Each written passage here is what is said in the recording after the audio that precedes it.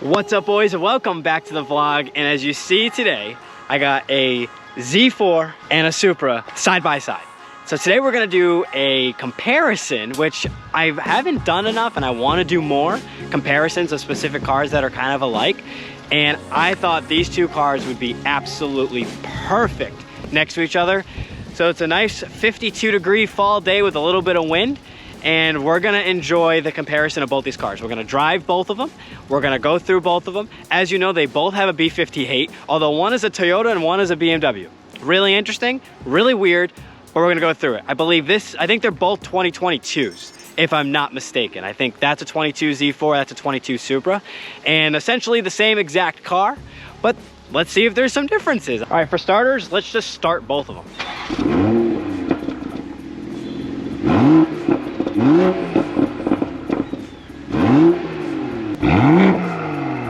Now the Supra.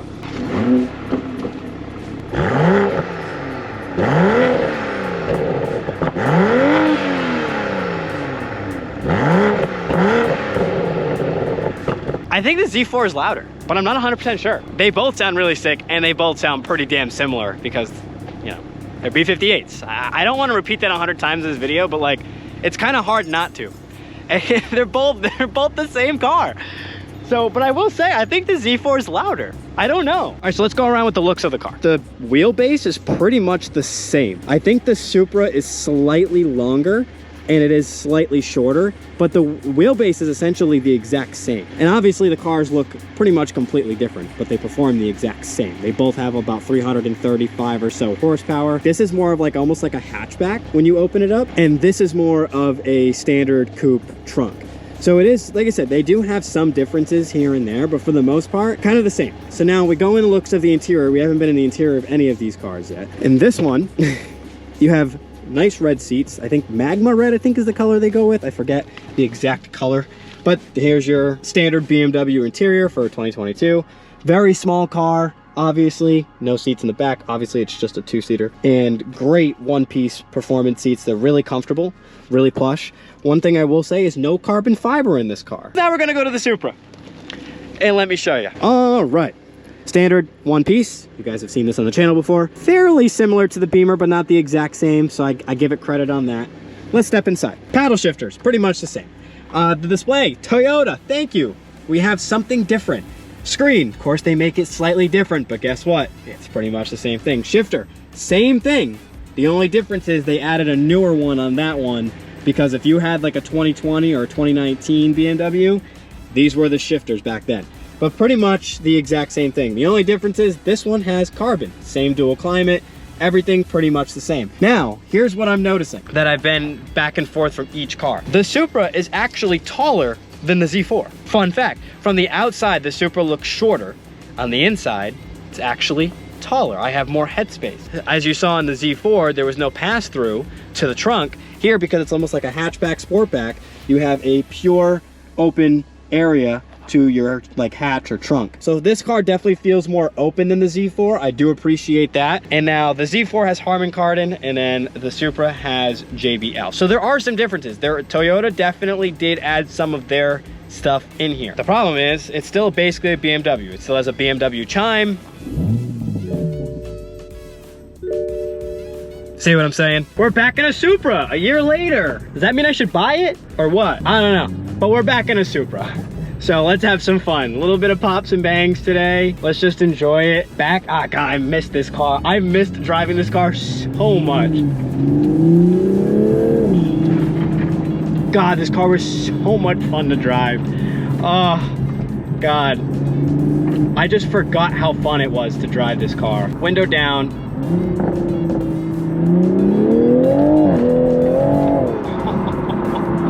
Woo! We're back, baby.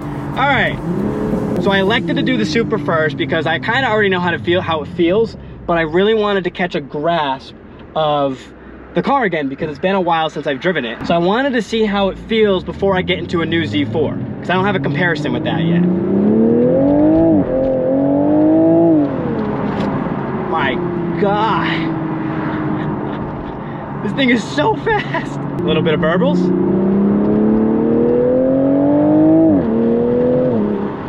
It is so quick. All right, so what I'm noticing off the bat is the rear wheel drive definitely kicks.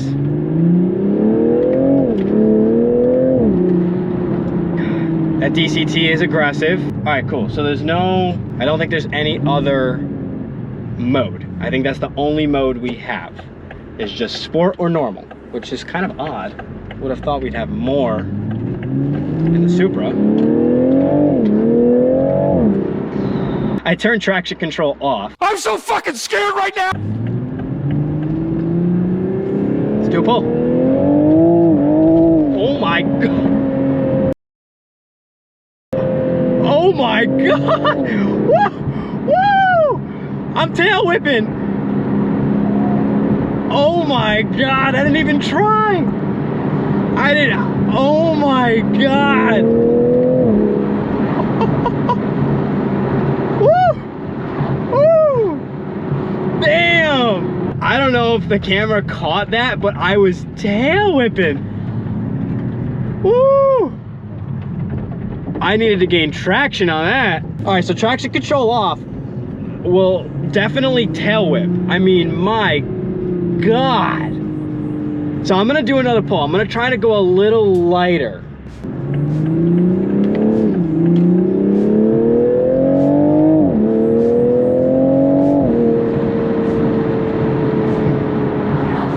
Much better. That was insanity. You don't feel any weight in this car at all. It's super lightweight, super fast to go. The DCT is super aggressive in this thing. It's incredible. Oh my God.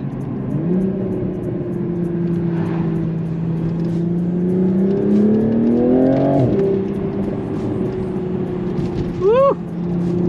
These windy roads are fun.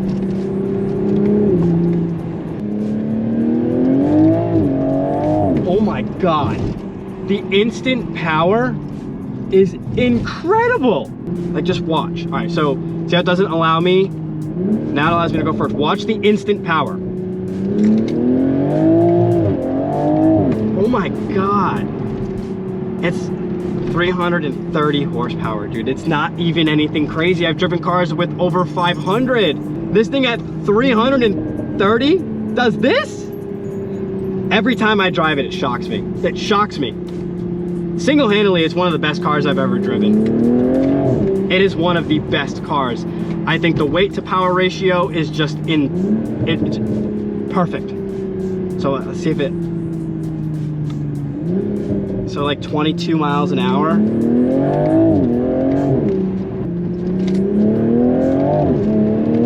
That's about in the mid threes. I mean, that's not 100% accurate either, but the torque is what pulls you. I mean, I think it's got just under 400 foot-pounds, and it just tugs. All right, back down the windy road.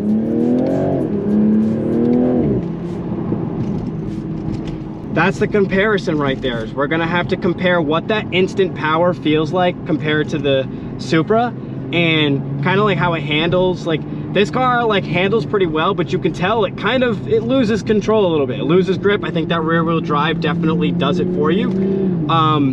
But it's the power, the torque, the weight to power ratio. The car weighs virtually nothing. It's super tiny. The B58 sounds good, responds good, at least for this body style. Let's see how it is for the body. Let's see how it is for the manufacturer that the car's supposed to be. All right, so let's get to comparing these two cars. All right, well, the pops are definitely a bit louder. We're in Sport Individual, which is basically sport in the Supra. And let's see how the Z4 drives. Let's go for it. Oh my God. Okay. Did I just hear a DCT fart? No. That was actually insane. So I don't think these are DCTs. I think these are torque converters. Day two. I did the Z4 the other day and my audio got messed up. So we're back. We have to do the Z4 one more time to compare it. And today we're doing that. God, this car is insanity. This car is insanity. Oh my God, I forget what it was like. It only been 2 days and I forget what it was like. We're gonna take these back roads again. Don't mind my voice. I'm losing it, so we're chilling. Oh my God, it's so quick. Just like the Supra, it's fast. Like I said, just like the Supra, it's very quick, very torquey, and very small. God, that B58 just sounds so pure every time you drive it. It sounds so sick every time.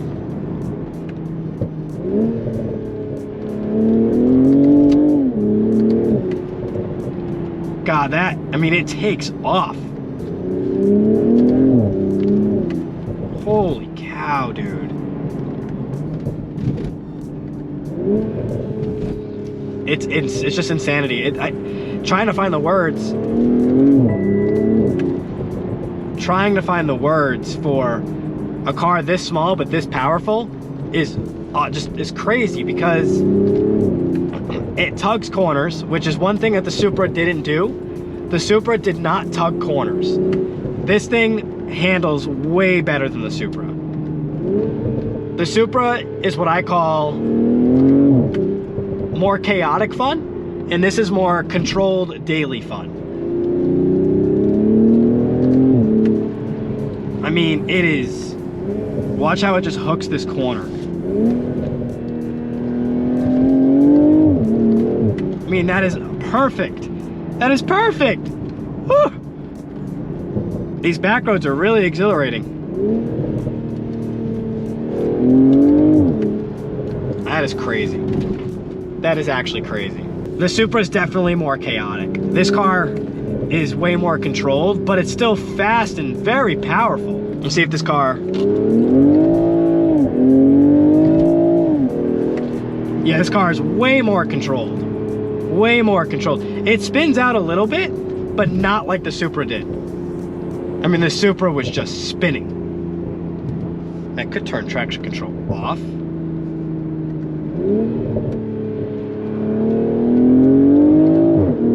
Still has better traction. So we'll try.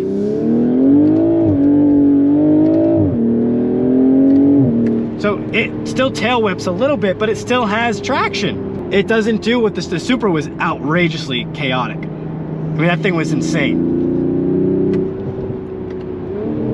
This car holds its ground, I will say. It holds it.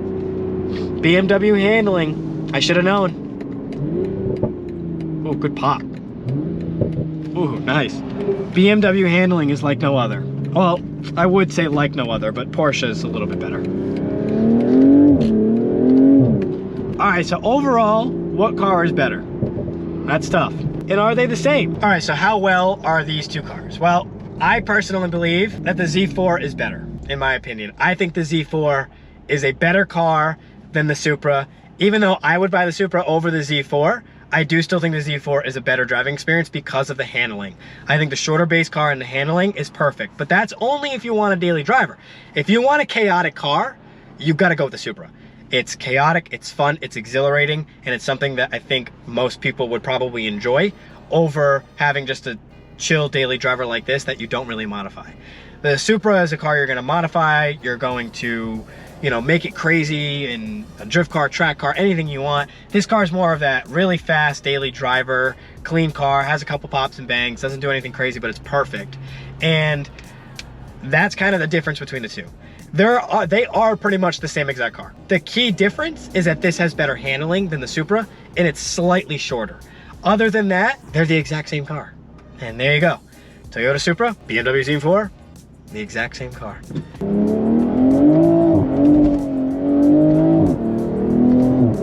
My God, the bouncing of the camera, insane. Yeah, boys, that is essentially the two cars put together. I think they're both exhilarating, they're both really, really fast, and they're both really, really fun. But personally, I do think overall the Z4 is a better car than the Supra. I think the plush steering wheel, I think you have a nicer interior, I think you have better handling, I just think you have an overall better car than what you would get in the Supra. The price tags are a little bit kind of, I think this is like 10,000 more than a Supra brand new. I think this is around like 70, a Supra's around 60, but still, at the same time, they are the exact same car. So if you wanted to save a little bit of money, I don't blame you for going for a Supra. It's just not gonna have crisp, insane handling like the BMW has, and it's just not gonna have, you know, that short base feel, because the Supra is short base, but it feels larger, while this car feels like it is. It's very, very tiny, very small. It's meant to be like that. That's what it is. So I don't know. That's up to you guys. I do think that the BMW is a little bit better, but I would personally buy a Supra, in my opinion, because I want to build that. I don't really look at this car and say, let's build it. I look at a Supra and say, let's build it. That's who I am. If you're not that kind of person, the Z4 is for you. So boys, I really hope you enjoyed this video, and we have a lot more content coming soon, so make sure you stay tuned. Make sure to hit that subscribe button and make sure to hit the bell next to it so you get notifications whenever I post videos. And boys, we will see you in the next one. Peace out.